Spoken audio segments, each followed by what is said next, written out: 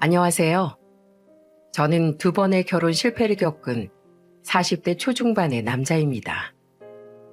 지금은 그냥 결혼에 대한 마음을 내려놓은 채 편안한 싱글 라이프를 즐기고 있죠. 지금의 이 안정적인 생활을 찾기 전 제 인생을 뒤흔들어 놓은 큰 사건이 있었는데요. 혹시라도 다른 사람들은 저 같은 피해를 당하지 않았으면 하는 마음에 이렇게 사연을 보내봅니다. 저희 아버지는 매우 남성적이고 권위적인 분이셨어요. 남자애가 울면 고추 떨어진다, 사내 자식 옷이 분홍색이 뭐냐 등등 이런 틀에 박힌 말씀을 많이 하셨죠. 용수 너 이번 시험에서 전교등수 10등이나 떨어졌더구나. 죄송해요 아버지. 한다곤 했는데 이번 시험이 너무 어렵게 나와서. 시험이 너한테만 어려워? 다른 애들은 너보다 더 열심히 했으니까 10명이나 널 제친 거 아니야. 사내 자식이 핑계는? 당신은 집안에서 애들 교육을 어떻게 시키는 거야? 미안해요 여보. 그래도 용수가 전교 20등 밖으로 나간 적은 없잖아요. 시끄러워. 용수 용대 너희 둘 다 지금 열심히 해야 나중에 흰 셔츠 입고 편하게 의자에 앉아서 일하는 거야. 이 아빠처럼 평생 몸고생하면서 살고 싶어? 꽤 큰 철물점을 운영하셨던 아버지는 돈을 많이 버셨음에도 자신의 배움이 짧은 것이 평생 한이었던 분이었어요. 그래서인지 아버진 자식들의 학업에 엄청나게 열성이셨죠. 소심한 저야 아버지 말에 항상 네네 하며 주눅들어 살았지만 제 동생은 저와는 다르게 반항적인 사춘기 시절을 보냈습니다. 그리고 결국 아버지의 거센 반대에도 체대에 진학해 졸업 후 헬스 트레이너로 취업을 하더군요. 사내 자식이 대학까지 나와서 평생 남의 몸이나 들여다보고 살려고 해? 그게 남 시중 드는 일이지 뭐야.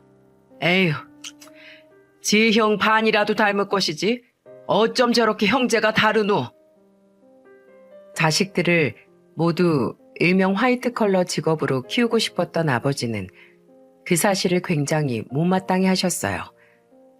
그리고 그런 동생과 다르게 저는 아버지의 뜻대로 서울의 좋은 대학에 진학을 했고 졸업 후엔 정해진 수순처럼 대기업에 입사를 했습니다. 아버지는 그런 저를 보며 굉장히 흐뭇해 하셨죠. 자신의 교육법이 틀리지 않았다면서요. 그런 아버지께서 갑자기 제게 결혼을 독촉하신 건 어머니의 죽음 이후부터였습니다. 어머니께선 제가 어릴 적부터 선천적으로 몸이 약하셨어요. 특히 기관지 쪽이요. 그러다 제가 28이 되던 해 어머니는 심한 폐렴을 앓았고 그대로 자리에서 일어나지 못하셨습니다. 하늘이 무너지는 것 같았어요. 엄한 집안에서 유일하게 제 숨통을 틔워주셨던 분이 바로 어머니셨거든요. 아버지한테 혼나고 방에서 혼자 울고 있던 저를 따뜻하게 안아주신 것도, 반항하던 동생에게 매를 들던 아버지 앞을 두 팔 벌려 막아서셨던 것도 전부요. 그리고 아버지 또한 말씀은 무뚝뚝하게 하셨지만 어머니를 많이 아꼈다는 걸 저는 알고 있었습니다. 매번 저희 형제에게 이렇게 말씀하셨거든요. 너희 엄마 같은 사람 없다. 여자란 자고로 네 어머니처럼 조숙하고 현명해야지. 너희도 꼭 너희 엄마 같은 여자랑 만나서 결혼해. 그런 어머니를 한순간에 잃은 아버지께선 처음으로 저희 앞에서 눈물을 보이셨어요. 그리고 어머니가 돌아가신 지 몇 달이 지난 후부터 아버지는 지인들을 통해 제 선자리를 알아보기 시작하셨습니다. 아마 어머니의 죽음을 보시곤 자신에게도 언제 무슨 일이 생길지 모른다고 생각하신 것 같아요. 얼른 짝을 찾아야지. 남자는 제 가정을 꾸려야 비로소 진짜 사내가 되는 법이다. 용대 개야 선자리 같은 건 안 나간다고 할 게 뻔한 놈이니 얼른 너라도 결혼을 시켜야 내가 무슨 일이 생겨도 마음 편히 눈을 감겠다.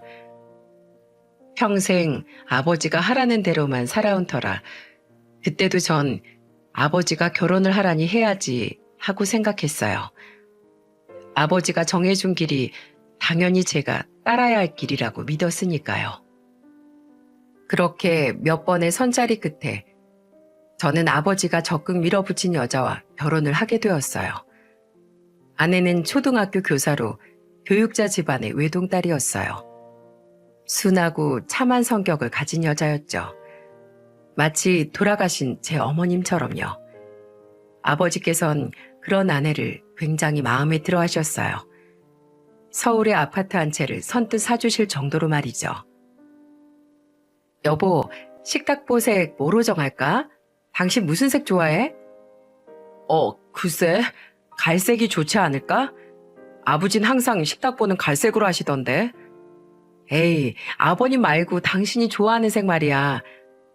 아, 당신 유독 코스모스 꽃 좋아하잖아. 저번에 길가에 핀 코스모스들을 유독 뚫어지게 보던데? 그럼 우리 하얗고 분홍 섞인 색으로 사자. 어때? 아내는 항상 사소한 것 하나까지도 제 의견을 묻곤 했습니다. 처음엔 좀 어려웠어요.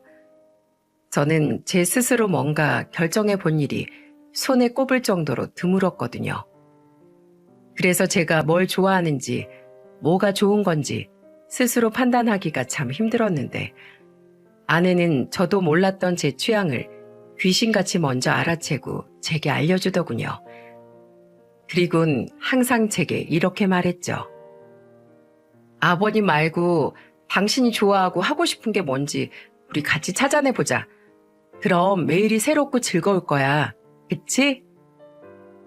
그런 아내와의 결혼 생활은 아주 행복했습니다.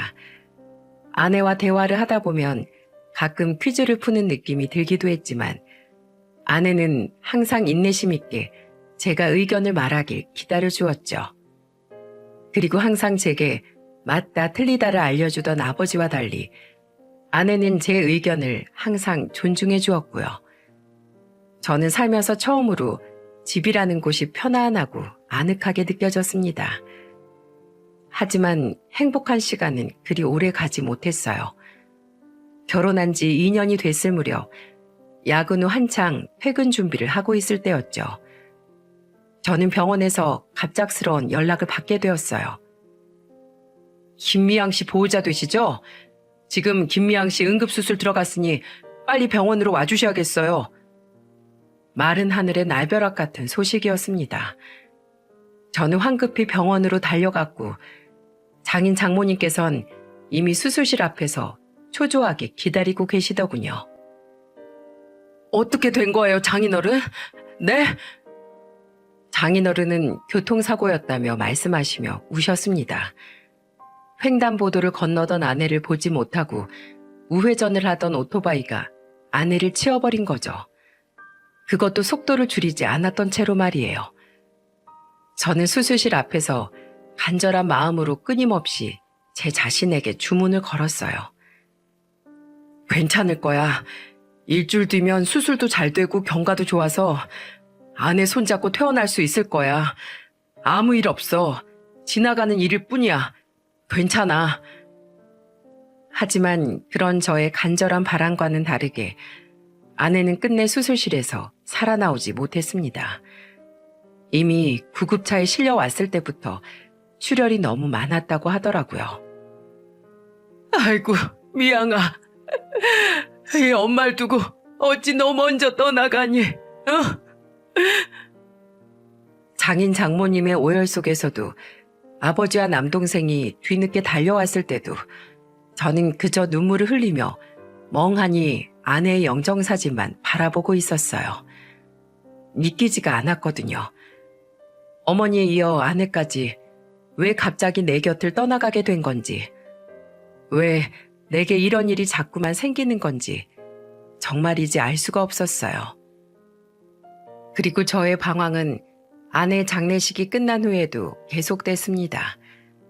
길을 잃은 것 같았어요.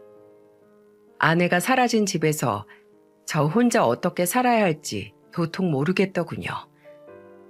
이후 회사에 휴가를 내고 집에서 하루 종일 잘 먹지도 자지도 못하며 며칠을 보내고 있는데 누군가 저희 집 초인종을 눌렀습니다. 계속해서 울리는 초인종 소리에 저는 마지못해 침대에서 일어나 현관문을 열었죠. 그리고 집에 찾아온 건 제가 미처 생각지도 못했던 사람이었어요. 너 이러고 있을 줄 알았다.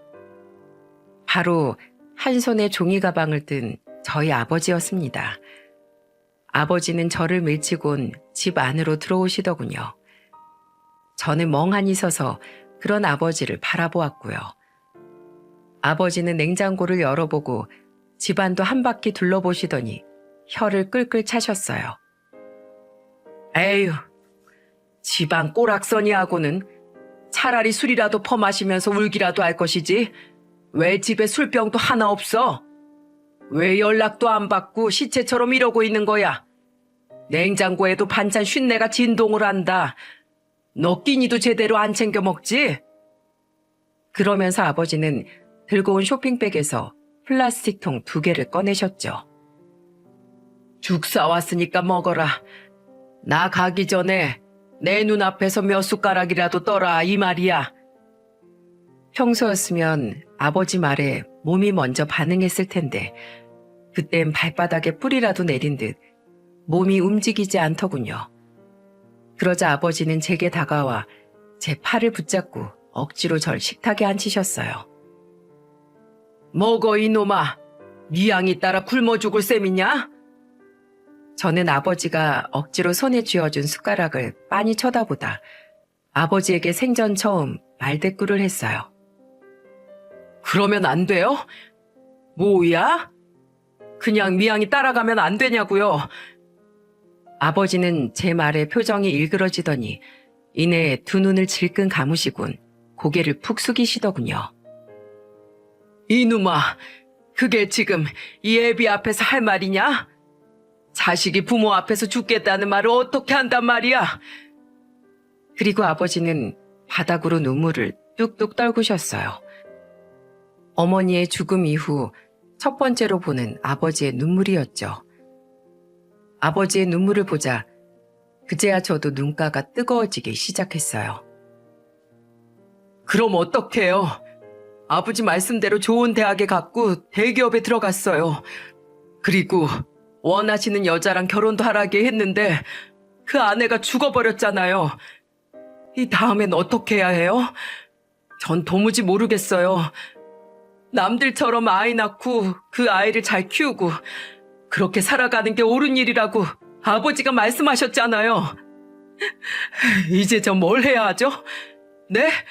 제발 가르쳐 주세요, 아버지. 그 사람 없이 전 이제 어떻게 살아야 해요? 그리고 결국 전 아내의 죽음 이후 처음으로 어린애처럼 엉엉 울음을 터뜨렸습니다.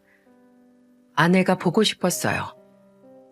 이럴 땐 어떻게 해야 하는지 도무지 답을 모르겠는 저에게 아내가 답을 알려주길 바랬죠. 아버지, 제가 미양이 없이 어떻게 살아요? 전 너무 무서워요. 아버지, 어머니 없이 어떻게 사셨어요? 네? 아버지는 그런 제 어깨를 감싸 안으며 하염없이 눈물을 흘리시더군요. 제 어깨가 축축하게 젖을 정도로 말이에요. 집으로 들어와라 이놈아. 이 집 내놓고 나랑 같이 살자. 이 애비가 도와주마. 그렇게 전 집을 팔고 다시 본가로 들어갔습니다. 그리고 아내의 짐을 처가로 보내며 처가댁에도 이사 소식을 알렸죠. 그리고 그런 저에게 장인 장모님께선 마지막 인사를 하셨어요. 박서방, 자네가 우리 사위여서 우리가 얼마나 기뻤는지 모르네. 아닙니다, 장인어른. 제가 끝까지 미양을 지키지 못해 정말 죄송합니다. 자네 탓이 아니니 죄송할 거 하나 없어. 그러니 박서방, 이제 여기 오지 말게. 우리야 부모니까 어쩔 수 없이 평생 딸을 품고 살아가야 한다지만 젊은 자네는 살아야지. 우리 미양이 가슴에 묻게. 그리고 언젠가 자네 마음속에 상처가 좀 나아지면 좋은 사람 만나서 새 출발하도록 하게. 우리 그렇게 서로 모른 채 살아가기로 하세나. 미양이 목까지 행복하게 살아야 해. 알았지? 고마웠네, 박서방.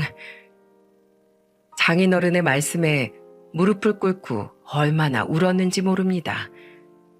장인 장모님 또한 제 손을 잡고 하염없이 눈물을 흘리셨죠. 그렇게 처가와 전 이별을 하게 되었습니다. 그리고 시간은 속절없이 흘러갔어요. 동생은 자신과 같이 일하던 동료와 결혼을 해 분가를 했습니다. 집엔 이제 저와 아버지 둘이서만 살게 되었죠. 저는 그저 하루하루를 무료하게 버티며 여전히 회사를 다니고 있었고, 아버지는 제가 39살이 되자 다시 슬슬 저를 채근하기 시작하셨어요. 야, 용수야. 용대도 장가간 마당에 너도 슬슬 재취자리 알아봐야 하지 않겠냐? 저는 그런 아버지를 피해 회사가 끝난 이후에도 집에 들어가지 않고 밖으로 돌아다니기 시작했어요. 아내의 죽음 이후 아버지는 전보다 제게 부드러워지셨지만 저는 아직도 아버지의 뜻을 잘 거스리지 못했어요. 그래서 아버지의 말을 싫다고 딱 자를 자신이 없었죠. 그렇게 시작하게 된 일이 바로 꽃꽂이 동호회에 나가게 된 것이었습니다. 참 생뚱맞죠? 제가 꽃을 좋아한다는 사실을 알게 된 건 바로 죽은 전 아내 덕분이었어요.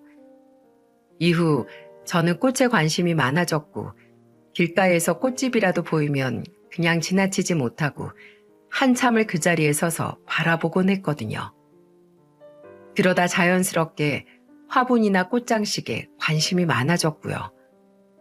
물론 아버지가 알면 기함할 만한 일이었지만은요. 그렇게 아버지 몰래 동호회에 나가게 된 지 3개월쯤 지났을 때였을까요? 자자, 다들 주목. 오늘 또 새로운 회원님이 참석하셨습니다. 오늘 끝나고 다들 환영회 있는 거 아시죠? 특히 용수 씨, 이번엔 도망가면 안 돼요.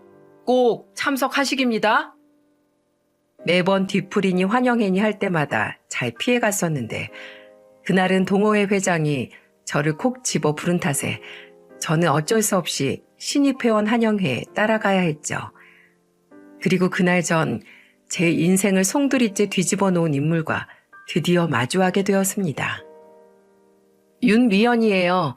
다들 잘 부탁드립니다. 인사 쾅 박습니다. 그 사람은 바로 그날 환영회의 주인공이었던 제 2번째 아내였어요. 새 아내는 첫날부터 동호회 분위기를 아주 휩쓸어 버리더군요. 술 게임부터 시작해 모든 테이블의 대화를 주도하며 아주 날아다녔어요. 다들 잘 노는 아내를 굉장히 환영하는 분위기였죠. 저는 그런 자리가 너무 불편해 눈치껏 대충 먹고 빨리 빠져나가야겠다는 생각을 하고 있었습니다. 슬슬 눈치를 보던 차에 술자리를 휩쓸고 다니던 아내가 제 곁으로 훅 다가오더군요. 안녕하세요. 용수 씨라고 했나요? 네, 안녕하세요. 아까부터 혼자 빠져나가시려고 눈치 보고 계시는 거 저 다 봤어요. 제 눈에 띈 이상 절대 못 그러죠. 오늘 이 자리 주인공은 저니까 제 말 들어주셔야 돼요. 자요, 저 환영주 한 잔 따라주세요. 저는 너무 놀라 목에 사례가 들렸지만 아내는 아랑곳 않고 활짝 웃으며 제게 술잔을 내밀더군요. 그게 아내와의 첫 만남 날이었습니다. 그리고 이후 변호사라는 아내의 직업을 처음 들었을 때 저는 굉장히 의외라고 생각했어요. 놀기도 잘 놀고 취미생활도 열심히 즐기고 똑똑하기까지 한 아내가 처음에는 무척 신기했습니다. 그리고 그 신기함은 점점 호감으로 바뀌어갔죠. 그런 제게 먼저 고백을 한 건 다름 아닌 아내였어요. 미연 씨 같은 분이 왜 제가 좋으신데요? 왜 그런 거 있잖아요. 모성 본능 같은 게 든다고 해야 되나?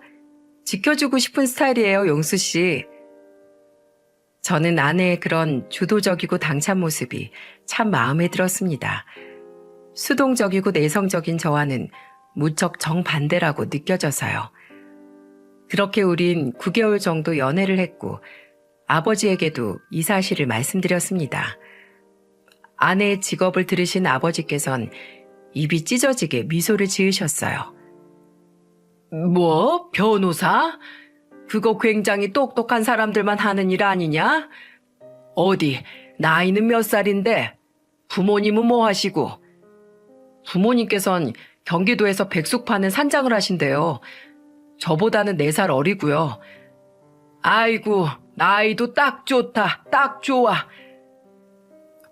아버지께선 어찌나 좋으셨는지 박수까지 치시더군요. 그리고선 제게 아내를 한번 데려와 보라고 말씀하셨어요. 딱히 거절할 이유를 찾지 못했던 전 당시 여자친구였던 아내에게 이 이야기를 전했고 아내는 흔쾌히 좋다고 수락하더라고요. 그리고 서울의 한 한정식 집에서 만나 식사를 하던 와중 약주를 한잔 하신 아버지는 기분이 좋으셨는지 아내에게 별의별 질문을 다 하시더라고요. 미연 양, 내가 편하게 미연이라고 불러도 되지? 그럼요, 아버님. 아버님? 그거 참 듣기 좋구먼. 그래, 미연이 넌 앞으로 인생 계획 같은 게 있냐? 계획이요? 전 언젠간 제 변호사 사무실을 개업해서 어려운 사람들을 많이 돕고 싶어요. 지금은 로펌에 소속되어 있어서 제 마음 가는 사건만 맡을 수가 없거든요. 아버지는 아내의 말을 듣더니 너털 웃음을 터뜨리시더군요. 어쩜 이렇게 마음씨까지 고운지. 그래, 우리 용수랑 결혼하면 그 사무실 내가 차려주마. 네? 아버님께서요? 그래, 아무렴 변호사 며느리 모셔오는데 그 정도는 시아버지가 해줘야지. 어머, 우리 아버님 최고. 둘은 우리 두 사람의 결혼이 마치 기정사실인 양 화기애애하게 이야기하더군요. 그렇게 어영부영 결혼 이야기가 본격화되자 자연스럽게 회사 점심 식사 시간에도 저의 재혼 이야기가 화두에 오르게 되었어요. 이야, 박 과장, 드디어 재혼하는 거야? 아직 확실한 건 아닌데 그냥 아버지도 그렇고 여자친구도 워낙에 밀어붙이고 있는 중이라 아마 그렇게 될 것 같네요. 그런데 과장님, 그 여자분 동호회에서 만났다고 했죠? 요새 인터넷이나 동호회에서 만남 갖는 거 말도 많고 탈도 많잖아요. 자기 직업 같은 거 작정하고 속이는 사람도 많고요. 정말로 변호사가 맞는 거죠? 정대리, 쓸데없이 그게 무슨 말이야? 남의 좋은 소식에 괜히 초치지 말라고. 에이, 그래도요, 차장님. 확실히 확인해서 나쁠 건 없죠. 작년에 제 친구가 동호회에서 만난 여의사랑 6개월이나 진지하게 사귀었는데 뭔가 미심쩍어서 알아보니까 글쎄 직업도 없는 백수였대요. 이름까지 철저하게 속였다나요? 그 친구 그때 너무 충격받아서 그 동호회도 탈퇴하고 한동안은 여자 근처에도 안 갔잖아요. 그래? 그럼 정대리 말대로 한번 확인이나 해봐, 박 과장. 명함 한 장쯤은 가지고 있을 거 아니야? 다른 거 필요 없이 로펌에 전화 한 통 해서 같은 이름 변호사가 정말로 근무하고 있는지 확인만 해보면 되잖아. 진짜 이름은 맞는 거지? 네, 같이 여행 갔을 때 여권에서 봤어요. 영 내키진 않았지만 하도 주변에서 확인해 보라는 직장 동료들의 최근에 저는 한숨을 쉬며 명함을 꺼내 들었습니다. 변호사 명함엔 윤미현이란 이름과 법무법인 회사 이름이 새겨져 있었어요. 저는 명함에 적힌 대표 번호로 전화를 걸었죠. 혹시 몰라 정대리의 휴대폰으로요. 거기 혹시 윤미현이라는 변호사님 계신가요? 윤미현 변호사님요? 지금 회의 들어가셨는데 무슨 일이신가요? 아닙니다. 그럼 제가 나중에 직접 찾아뵙죠. 감사합니다. 스피커폰으로 통화를 마친 저는 이제 됐냐는 듯 직장 동료들을 향해 어깨를 으쓱해 보였어요. 그들은 머쓱하게 웃어 보이더군요. 죄송해요, 과장님. 전 그냥 제 친구 생각이 나서. 괜찮아. 확인했으니 그걸로 됐어. 밥이나 마저 먹자고. 그렇게 아내와 저는 만난 지 딱 1년 되던 날 결혼을 하게 되었습니다. 아내 또한 20대 중반에 철없을 적 무턱대고 결혼했다가 성격 차이로 한번 이혼을 했었다고 하더라고요. 둘 다 재취하는 처지인지라 우린 양가 가족들만 모시고 조촐하게 결혼식을 치렀죠. 새 처가댁 식구들은 다행히도 저를 무척 한대해 주었습니다. 새 장모님을 제외하고 말이죠. 항상 싱글벙글인 장인어른과 처남과는 다르게 장모님은 매번 뭔가 불편한 사람처럼 제 눈을 마주치려고 하지 않으셨어요. 저는 제가 마음에 안 드시나 싶어 내심 마음이 안 좋았지만 워낙에 소심한 성격을 가진지라 차마 직접 장모님께 이유를 여쭤보지 못했죠. 장모님께선 내가 마음에 안 드시나 봐. 에이, 아니야. 우리 엄마가 원체 낯을 심하게 가려서 그래. 시간이 해결해 줄 거니까 신경 쓰지 마세요, 남편님. 아내는 제게 신경 쓰지 말라며 웃었죠. 쓸데없는 걱정이라면서요. 그래도 어떻게든 장모님께 잘 보이고 싶었던 저는 결혼한 지 2달쯤 지났을 시점에 회사 동료들을 데리고 장인 장모님께서 운영하시는 백숙가게에 방문하기로 결심을 했습니다. 아내 말처럼 장모님께서 낯을 가리는 거라면 제가 더 얼굴을 자주 비춰야겠다고 생각했거든요. 겸사겸사 매출도 올려드리고요. 그렇게 어느 주말 저는 차장님을 포함한 회사 동료 3명과 등산을 마치고 처갓집에서 운영하는 백숙가게로 향하게 되었어요. 아이고, 우리 귀한 사위 왔어? 이분들은 누구신가? 친구들인가? 안녕하세요, 장인어른. 회사분들이랑 등산하고 장인어른과 장모님도 뵐 겸 식사하러 왔습니다. 아유, 우리 사위 직장분들이시구먼. 어서들 와요. 이거 아주 큰 놈으로 대접해야겠는데? 굉장히 저를 반겨주신 장인어른과 다르게 장모님께선 주방에서 소리를 들으시고 잠시 고개를 내미셨다가 이내 다시 모습을 감추셨어요. 씁쓸했지만 그래도 이제 첫걸음을 뗀 거라며 저는 스스로를 위안하군 자리로 가서 앉았죠. 그리고 백숙이 나온 지 얼마 안 되어 집안일 때문에 등산 참여를 못한 정대리가 뒤늦게 가게로 들어오더군요. 정대리, 여기야 여기. 그런데 자리에 앉은 정대리의 표정이 조금 이상했어요. 평소였으면 젓가락부터 들었을 사람이 무슨 일인지 음식 먹을 생각은 하지도 않고 연신 주위를 두리번거리더군요. 저는 의아해하며 정대리에게 물었죠. 정대리 왜 그래? 누구 찾아? 과장님 장인 되시는 분이 계산대에 계신 저분이에요? 여기 사장님이요? 그런데 왜? 정대리는 고개를 갸우뚱하더니 이내 목소리를 잔뜩 낮추곤 제게 넌지시 이렇게 말하는 겁니다. 과장님, 뭔가 좀 이상한 것 같아요. 뭐가 이상해? 잠시 망설이던 정대리는 자신이 가게로 들어오기 전 가게 앞 흡연장에서 들은 이야기라며 제게 뭔가를 이야기해 주더군요. 그런데 그 이야기라는 게 정말 정대리 말대로 이상했어요. 그냥 넘어가기엔 너무도 찝찝한 내용이었죠. 그게 말이죠. 내용인즉 이랬습니다.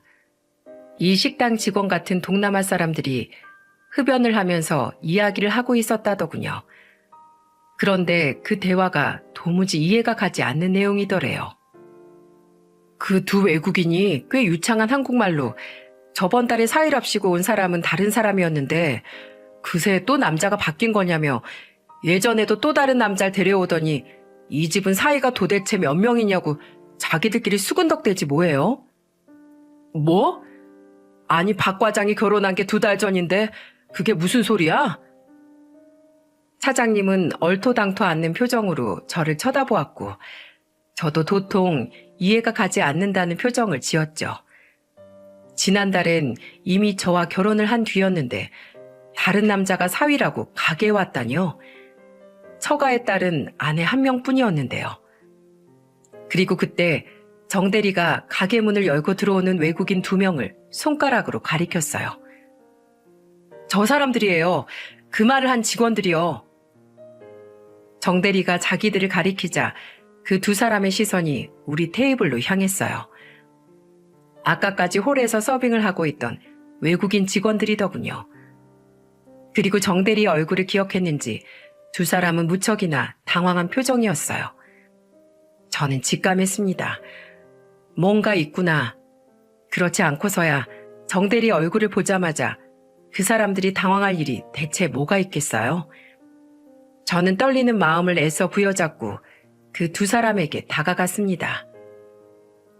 저기요, 아까 제 회사 동료가 이상한 얘기를 들었다는데 무슨 얘기인지 저한테 설명 좀 해주시겠어요? 제가 2달 전에 이 집 딸이랑 결혼한 유일한 사위인데 다른 남자가 지난달에 사위라고 왔었다고요? 왜 그래 박서방? 무슨 일이야? 제 질문에 2사람이 아무 말 못하고 쩔쩔매는 동안 계산대에 있던 장인어른이 우리에게 다가오더군요. 저는 정 대리에게 들었던 이야기를 토시 하나 빼놓지 않고 말했고 그 말을 들은 장인어른은 얼굴이 시뻘개지더니 이내 2사람에게 호통을 치기 시작하더라고요. 야, 니들 하라는 일은 안 하고 가서 담배나 피고 앉았어? 외국인 놈들 갈 곳 없어 보여서 취직시켜줬더니만 어디서 엄한 남의 인생 망치려고 헛소리들이야? 너네 누구한테 사주라도 받았냐? 어디 콩밥 한번 먹어볼래?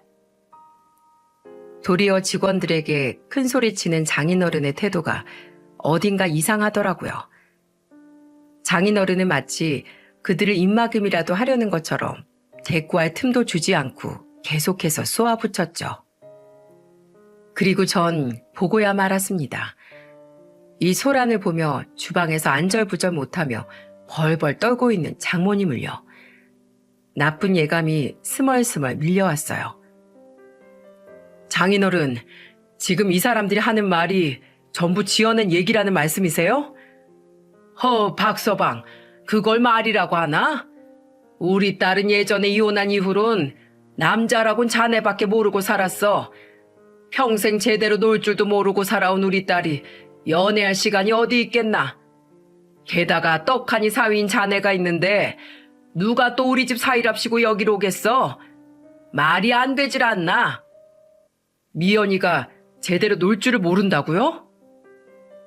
들을수록 장인어른의 말에 신뢰가 가지 않더군요. 저는 우선 오늘은 이만 가봐야겠다는 말을 남긴 채 회사 동료들과 함께 가게를 빠져나왔습니다. 장인어른이 가게 밖까지 따라 나와 저를 불렀지만 저는 돌아가지 않았어요. 이미 제 안은 의심으로 가득 차 있었거든요. 회사 동료들은 돌아오는 차 안에서 내내 제 눈치를 보더군요. 그리고 떨리는 마음을 진정시키지 못하는 저를 보던 정 대리는 어딘가에 연락을 하더니 제게 연락처를 하나 전송해 주더라고요. 이게 뭐야? 저번에 말씀드린 제 친구 있잖아요. 그 의사라고 사기친 여자 만났던 애요. 걔가 그 여자 뒷조사할 때 연락했던 흥신소인데 한번 연락해 보세요. 흥신소라니, 살면서 제가 그런 곳에 연락할 일이 있을 거라곤 상상도 못했습니다. 저는 고맙다는 말도 못하고 그저 고개를 끄덕이며 차에서 내렸어요. 그리고 정 대리가 알려준 번호로 전화를 걸어 아내에 대한 뒷조사를 의뢰했죠. 이후 회사에 며칠간의 휴가를 신청했고 다행히 차장님께서 회사에 잘 말해주어 별다른 문제 없이 연차는 승인이 되었습니다. 그렇게 흥신소의 연락을 기다리는 동안 저는 아내와 처갓집에서 오는 연락을 모두 무시한 채 모텔에서 지냈어요. 아버지께는 미리 연락을 드려 사정이 있으니 처가와 아내의 연락을 모두 받지 말아달라고 부탁을 해놨고요. 나중에 전부 말씀드리겠다고요. 아버지께선 처음 듣는 제 목소리에 심각성을 느끼셨는지 알았다고 대답하셨고요. 3일 뒤 흥신소 직원이 자료들을 제게 건네주며 이렇게 말하더군요. 이야, 보통 여자가 아니던데요. 된통 잘못 걸리셨어요, 선생님. 자료들을 열어본 저는 그만 그 자리에 주저앉고 말았어요. 아내는 이름을 제외하곤 전부 거짓 투성이었어요. 그 여자는 이미 남편이 있는 몸이더군요. 어쩐지 자꾸만 핑계를 대며 혼인신고를 미루더라고요. 할 수가 없었겠죠. 게다가 변호사라는 직업 또한 전부 가짜였어요. 자신과 이름이 같은 변호사를 찾아내 명함까지 위조해 본인인 척 사칭을 했던 겁니다. 선생님 큰일 날 뻔하셨네. 이 여자 선생님한테 작정하고 공사 치려고 달라붙은 거네요. 가족들까지 전부 작당해서 말이에요. 이 사람 아시죠? 게다가 더 충격적인 건 그 여자의 원래 정체와 흥신소 직원이 보여준 사진 속 사람이었어요. 이 사람이 왜 여기서 나와요? 이 사람이 이 여자 남편이에요. 이 둘이 작정을 하고 선생님한테 사기친 거라고요. 네? 저는 너무 놀라 뒤로 넘어갈 뻔했어요. 사진 속 사람은 바로 저와 그 여자가 속해 있던 동호회 회장이었던 겁니다. 그리고 그 남자와 아내, 그러니까 그 여자는 둘 다 화류계에 속해 있는 사람들이었어요. 소위 유흥업소 선수들이었던 거죠. 전말은 이랬습니다. 두 사람은 진즉에 결혼한 사이였어요. 그리고 돈을 뜯어먹을 속된 말로 공사칠 여자를 더 많이 찾기 위해 남자는 여자가 많은 꽃꽂이 동호회를 직접 만든 거죠. 거기서 집에 돈 좀 있고 호구 같아 보인 저를 발견한 동호회 회장이 아내인 그 여자와 작당하고 제게 사기를 친 겁니다. 서로 모르는 사람인 척하며 아주 계획적으로 제게 접근을 했던 거예요. 보통 이런 사기칠 때 가족은 돈 주고 가짜 가족을 고용하는데 이 집안은 아주 싹수가 글러먹었네요. 다 친부모고 친남매예요.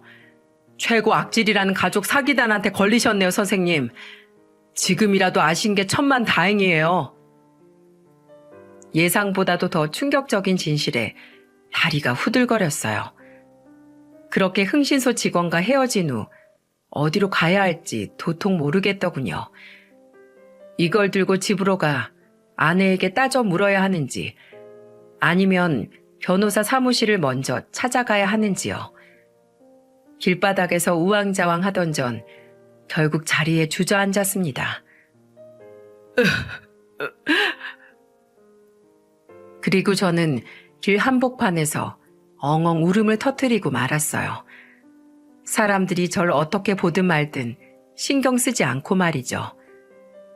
그렇게 한참을 울고 나자 속이 좀 후련해지더군요. 오히려 머릿속이 맑아지는 기분이었어요. 그리고 그때 죽은 전 아내의 말이 떠올랐습니다. 당신이 어떻게 하고 싶은지 스스로 생각해 보라는 그 말이요. 저는 그 길로 택시를 잡아 타고 집으로 향했습니다. 문을 열고 들어가자 애타게 저를 기다렸는지 그 여자가 저를 부르며 현관으로 달려오더군요. 여보, 도대체 연락도 안 받고 어디 있었어? 걱정돼서 미치는 줄 알았잖아. 아빠한테 다 들었어. 당신 혹시 그 외국인 노동자들이 한 헛소리들 믿어서 그동안 집에 안 들어온 거야? 나 의심해서? 그런 거면 나 정말 서운해. 저는 그 여자의 말에 픽 하고 웃었어요. 진실을 알고 나니 그 여자의 행동이 기가 찼거든요.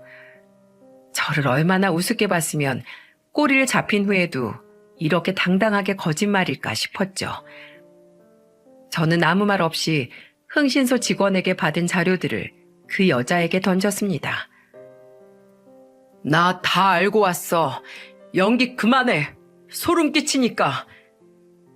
그 여자는 긴장된 얼굴로 서류 봉투를 열어보더군요. 자료들을 훑어보던 그 여자의 표정이 점점 굳어졌습니다.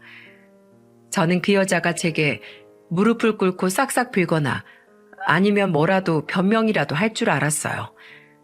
하지만 그 여자의 반응은 제 예상을 보란 듯이 뒤엎더군요. 여자는 제게 픽 하고 비웃음을 날렸습니다. 그리곤 글쎄 제게 뭐라고 말했는지 아세요? 아우, 재수없게 걸렸네. 등신 천치 같은 게 이번에 웬일로 빨리 움직였대? 뭐? 아씨, 조금만 더 있었으면 그 노인네 돈 꿀꺽하는 건데. 그래, 나 술집년이다. 그래서 뭐 어쩌라고? 내가 너한테 뭐 피해라도 줬어? 공사는 치지도 못했구만. 야, 니네 집 노인네 겁나 웃기더라. 변호사라고 하니까 아유, 우리 변호사 며느님 하면서 굽신굽신 하는 게 진짜 꼴 같지 않아서.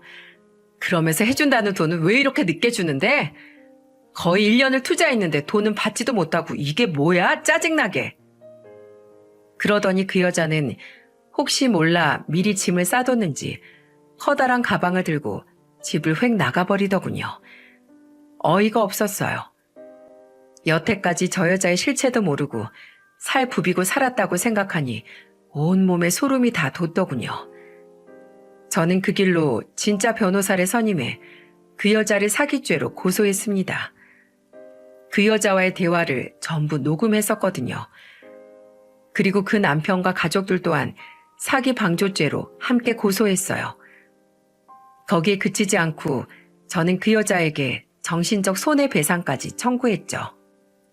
그러자 소장을 받은 그 여자는 그제야 자기도 나름 변호사에게 알아보고 자기가 굉장히 불리하다는 걸 깨달았는지 제게 전화를 걸어 사정사정을 하더군요. 여보, 내가 잘못했어. 나 한 번만 선처해주면 안 될까? 우리 좋았던 순간들을 한번 생각해봐. 나 사실 당신 정말로 사랑했어. 지금 남편이 무서워서 아닌 척 했을 뿐이지 정말로 사랑한 건 당신이야. 제발 내 말 좀 믿어줘. 넌 진짜 처음부터 끝까지 거짓말이구나. 왜? 나한테 뜯어간 돈이 없으니까 처벌 안 받을 줄 알았냐? 아니면 이렇게 당했어도 가만히 있을 정도로 내가 호구 같아 보였어? 그래, 나 그런 찌질이었지. 근데 네 덕분에 정신 차렸어. 이게 다 내가 내 인생 주도 못하고 남한테 질질 끌려다니면서 어영부영 살다가 이렇게 된 거잖아. 나 이제부턴 똑 부러지게 살려고. 그 시작이 윤미연 너야. 너희 가족부터 내가 끝까지 쫓아가서 벌받게 만들려고. 그게 내 스스로 뭔가 해낸 첫 시작일 테니까. 고맙다. 등신 같던 나 편하게 해줘서. 법원에서 보자. 여보. 여보라고 부르지도 마. 내가 왜 네 여보야? 남의 눈에 피눈물 내고 넌 무사할 줄 알았어? 웃기는 소리. 합의나 선처 같은 건 꿈도 꾸지 마, 이 끔찍한 사기꾼아. 저는 그대로 전화를 끊어버렸습니다. 이후 긴 싸움이 지속되었지만 저는 당연하게도 승소했고 그 여자는 혼인 빙자의 변호사 사칭 그리고 금품을 갈취하려던 악질적인 계획 범죄 정황까지 더해져 징역형을 받았어요. 그 여자의 남편과 가족들은 벌금형을 받았고요. 그놈들도 싹 다 감옥에 쳐넣어야 하는 거 아니냐며 법원에서 아버지가 길길이 날뛰어 한바탕 소란이 일어나기도 했죠. 그리고 저는 2,500만 원의 배상금을 받게 되었습니다. 하지만 저는 돈을 받고도 전혀 기쁘지 않더군요. 상처로 얼룩진 돈이었으니까요.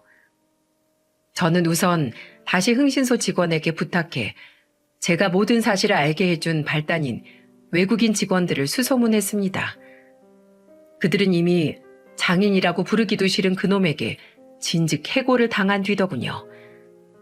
저는 그들에게 위로금 및 보상금 명목으로 각각 200만 원씩을 건네주었어요. 그들은 어차피 고향으로 돌아갈 생각이었다며 여비를 챙겨주어 고맙다고 하더군요. 그리고 곧 결혼을 앞둔 정대리에겐 냉장고를 선물해 주었어요. 정대리는 너무 과한 선물이라며 한사코 거절했지만은요. 정대리 아니었으면 나 냉장고는 고사하고 축의금 낼 돈까지 싹 다 뜯겼을걸? 고마워서 그러니까 그냥 받아도 내 마음의 빚이다 생각하고. 그리고 전 남은 돈으로 회사를 퇴직한 후 퇴직금을 약간 더해 꽃집을 차렸습니다. 물론 아버지께서는 너무 황당해 뒤로 나자빠지셨죠. 저는 그런 아버지에게 이렇게 말했고요.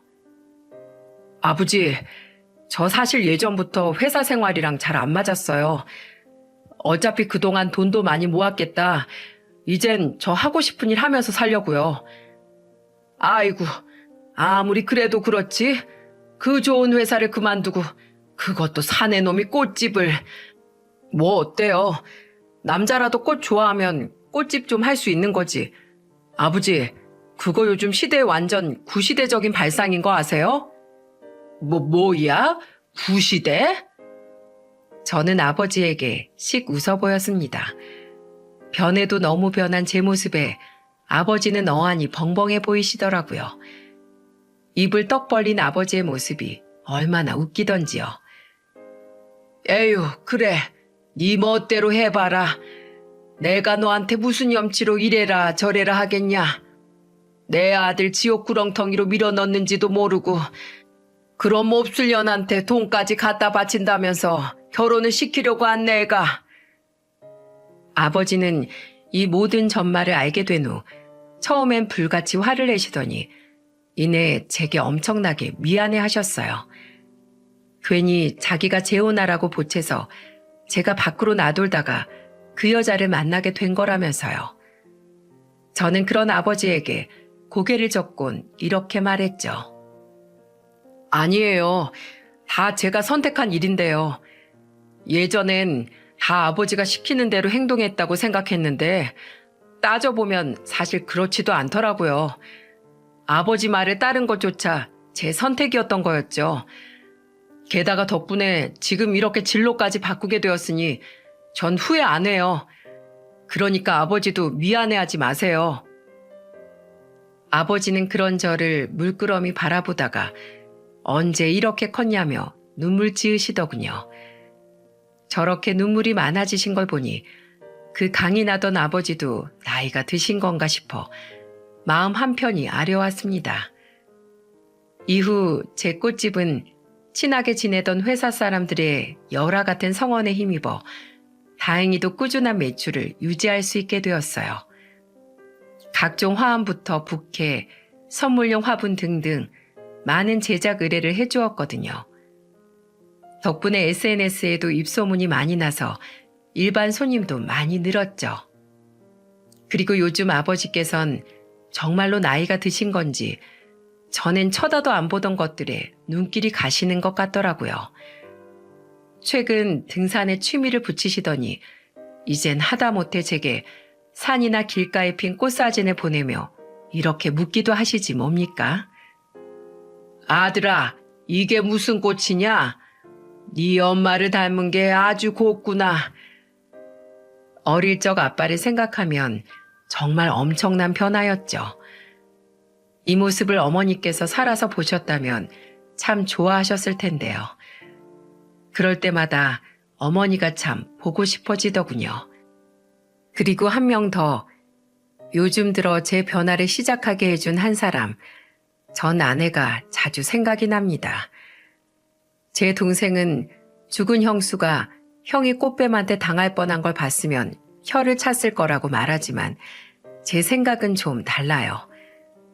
아내는 아마 제게 참 잘한 결정이었다고, 그리고 혼자 껍질에서 탈피하느라 참 많이 고생했겠다고 저를 다독이며 응원해 줬을 겁니다. 그런 사람이었으니까요. 저는 앞으로는 나중에 하늘로 올라가 아내를 만나게 되면 이런저런 이야기를 늘어놓을 수 있는 삶을 살아가려고 합니다. 제가 좋아하는 것들, 제가 스스로 이뤄냈던 것들에 대해서요. 그러려면 일단 이만 잠자리에 들고 내일 일찍 또 가게에 나가봐야겠죠? 하루를 또 열심히 살아내기 위해서요.